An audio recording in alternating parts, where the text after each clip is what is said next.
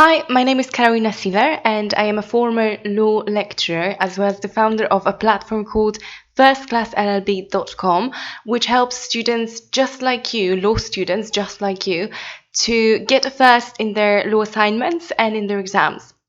What I want to talk to you about today is a bit of a generic topic. It's a question that I get asked a lot, especially by first-year law students, and it's just how to learn law. I think what happens is when you start studying law, you just get so overwhelmed with the amount of materials that you need to learn and read. So you've got the textbooks, and usually your lecturer will recommend 3 or 4 of those. You will then have some lecture slides that your lecturer will give you. Often you will also have some seminar materials. Sometimes you'll have a proper handbook for the module, which includes not only just basic information about the module, but also a text about different areas of law that you're going to be covering, and cases that you need to look at, and sections of a statute that you need to look at. So all of this can be quite overwhelming. Oh, and on top of that, of course, you have journal articles that you're meant to be reading through. All of this really can be quite overwhelming, and I don't blame you if you are at this stage a bit confused about how it is that you should approach studying law. My first tip as a starter for you would be try to skim through the lecture slides before you go into your lectures. So the reason why this is important is when you're sitting at a lecture, which most lectures, unfortunately, these days are not very interesting, and they just involve a lot of talking from the lecturer.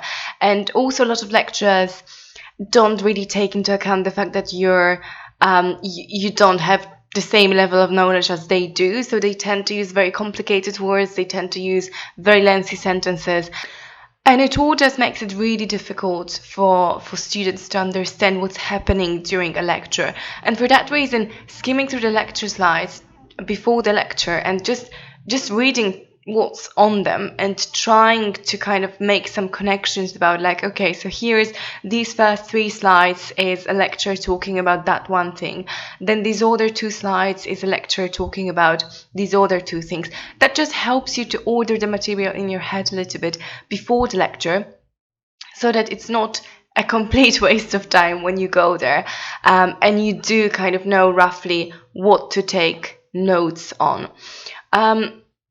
The next thing, once you do that, is when you go to the lectures, you should take some short notes during the lectures. I'm saying short because most students are either on somewhere on the spectrum of I'm not going to take any notes at all because I can remember it all, or I don't care, and I am going to note down everything. And usually it is either the first option or the second option, and none of those are actually good. What you want to look for in your lecture is when the lecturer talks about any cases or statutes or definitions.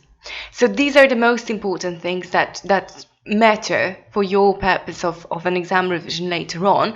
So just try to see if your lecturer will be talking about a case that they mentioned on the slides, and if they will talk about it, then make sure you note down literally 1 to 2 sentences about the case.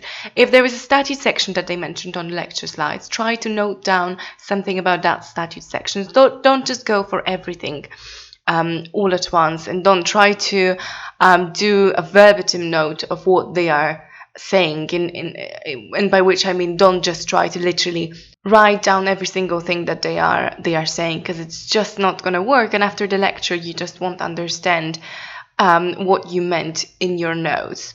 A good tip also is to have your notes and do your notes somewhere close to each lecture slide, so that, for example, when you're looking at slide number 2, you can take notes somewhere on the side. You can do it in a PowerPoint if you're taking your notes on the laptop. You can do it in a PowerPoint, and underneath the slide there is always like a section for notes, so you could take the notes there. You could then print them all out so that the slides are set next to the notes. You could also just copy and paste individual slides onto a Word document and just leave some space under each page, under each slide, to take notes in there. So it's all up to you, or you can just take the notes on the side. Just print off your slides and then take the notes on the side. That's really going to help you to make sense of kind of what you were thinking when you were writing these things, so that you remember which slide were they related to.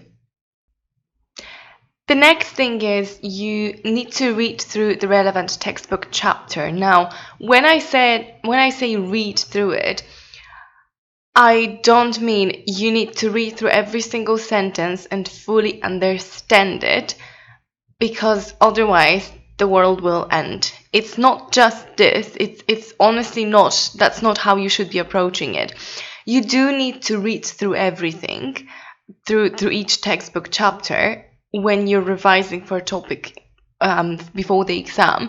But the first reading that you're doing in any textbook chapter is a light reading, which you really should do just kind of, I don't know, sitting with your coffee, not writing anything down, relaxing, just trying to be in a relaxed mode and see if you can understand as much information as possible. But don't get too stressed if you're reading whole paragraphs of text that you don't understand.